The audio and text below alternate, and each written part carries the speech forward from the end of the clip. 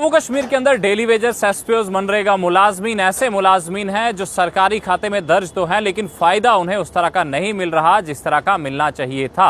हालांकि आप देखेंगे कि बेरोजगार लोगों के लिए, जिन लोगों के पास सरकारी नौकरी नहीं है, उनके लिए आप देखेंगे मुख्तलिफ किस्म के फ़ायदे हैं, स्कीम्स है, जहाँ आप देखेंगे मनरेगा के तहत 100 दिन का रोज़गार, उसके साथ साथ लेबर कार्ड भी इन लोगों का बनता है, PMAY के मकान भी मिले, IHHL यूनिट्स भी मिले। लेकिन कुछ लोग ऐसे हैं जिनकी तनख्वाह अगर कहें तो एक मजदूर के उजरत से कम, लेकिन सरकारी खजाने से तनख्वाह निकलती है, उनके लिए वो फ़ायदे नहीं है। मेरे साथ में कुछ डेली वेजर्स हैं, हम इनसे बात करेंगे, इनसे जानेंगे कि जनाब हाल किस तरह का है, सरकारी स्कीमें किस तरह से आप तक पहुंच रही है।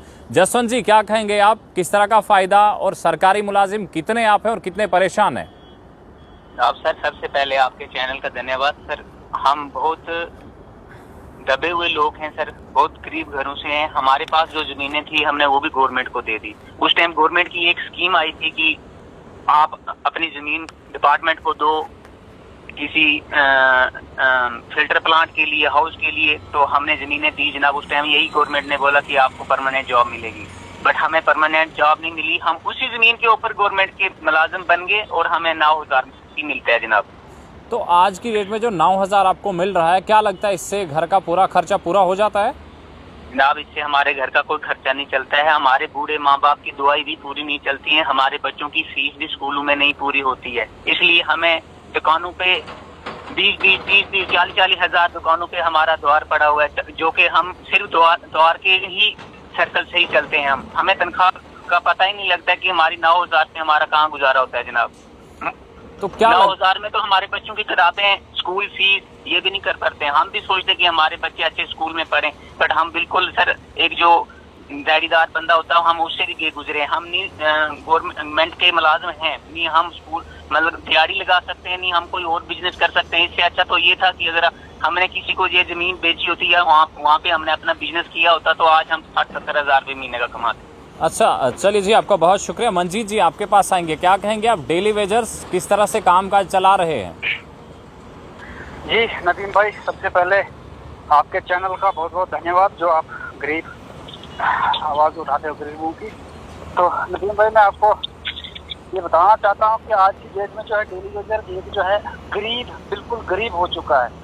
उसको एक गरीब का टैग दिया गया है, क्योंकि आज की डेट में एक डेली वेजर 9,000 मिलता है। सर, 9,000 से आप जानते हैं कि क्या गुजारा चल सकता है। अच्छा मंजीत जी, एक चीज़ आप मुझे बताएं, तनख्वाह का वगैरह जो आपकी उजरत मिलती है वो तो एक तरफ है, लेकिन दूसरी तरफ हम देखें काम किस तरह का रहता है आपका, क्योंकि अब हम PHE के डेली वेजर्स की बात करें, चाहे जंगलात के डेली वेजर्स की बात करें, हम PDD के डेली वेजर्स की बात करें, किस तरह से आप काम करते हैं? क्या काम में भी कोई आपको कमी होती है, काम बराबर है?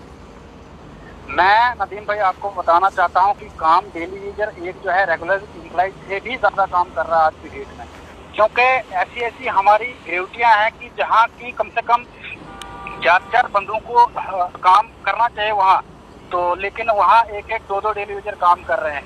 तो मतलब काम का इतना खिंच है कि स्टाफ ही नहीं है, रिटायरमेंट हो रहे हैं और नई रिक्रूटमेंट हो ही नहीं रही है, 464 वहीं खत्म। तो अब क्या डिमांड करेंगे आप सरकार में बैठे लोगों से, जो LG एडमिनिस्ट्रेशन है, उनसे क्या चाहेंगे आप?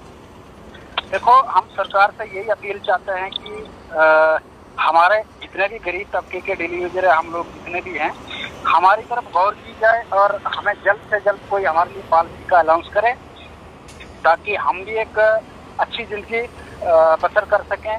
क्योंकि हमें भी शौक होता है कि बच्चों को पढ़ाना है, लिखाना है, बच्चे अच्छी क्वालिटी एजुकेशन देनी है, तो हम जो है इस चीज़ को नहीं दे पाते, क्योंकि 9,000 से क्या गुजारा चलेगा। चलिए सर, आपका बहुत बहुत शुक्रिया जी, हमें कीमती वक्त देने के लिए। व्यूअर्स, आप देख रहे थे कि हमारे साथ में कुछ डेली वेजर्स से जो बात कर रहे थे, और डेली वेजर्स का जहां सवाल है, वहां डेली वेजर्स के साथ साथ में आप देखेंगे जम्मू कश्मीर पुलिस में काम कर रहे SPOs और उसके साथ साथ ICDS वर्कर्स की सैलरी आप देखेंगे, उनकी सैलरी भी कुछ ज़्यादा नहीं है।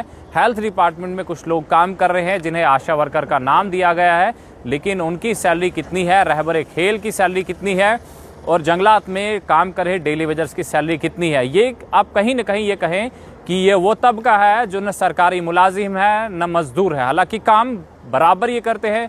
अब मौसम सरमा में जब बर्फ़बारी होगी, बारिशें होंगी, बिजली की सप्लाई जब मुतासिर होगी, तो डेली वेजर काम करेंगे, पानी की सप्लाई को बहाल करना है तो डेली वेजर्स काम करेंगे, जंगलात को तहफ़्फ़ुज़ फराहम करना है तो डेली वेजर्स काम करेंगे, रहबर खेल भी काम कर रहे हैं, वहीं आंगनवाड़ी वर्कर्स, आशा वर्कर्स भी काम कर रही हैं। जितनी भी स्कीमें सरकार की हेल्थ की जो होती हैं, अगर वो ग्राउंड पे इम्प्लीमेंट करनी है तो उसके लिए आशा वर्कर चाहिए, आंगनवाड़ी वर्कर चाहिए, डेली वेजर चाहिए। लेकिन अब कहीं ना कहीं डेली वेजर कर्जदार हो चुके हैं और उनका ये कहना है कि जनाब 9,000 से हमारा गुजारा नहीं होता।